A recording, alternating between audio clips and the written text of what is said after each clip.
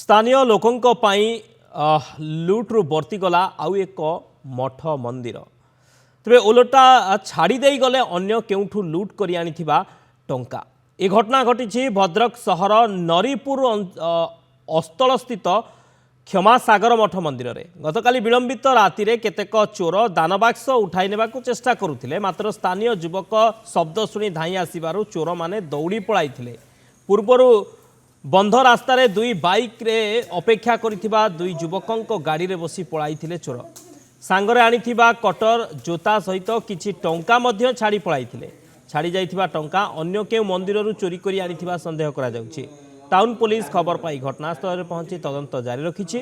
गत रविवार राति रे मध्य निकटस्थ जाड़ी बासुरी मंदिर रु चोरी होइथिला। काली रातिर ही चाहूले नवापाई नहीं पारना आमर जड़े बंधु से देखिबारू से जिनसटा रक्षा पाई जिनपतर सब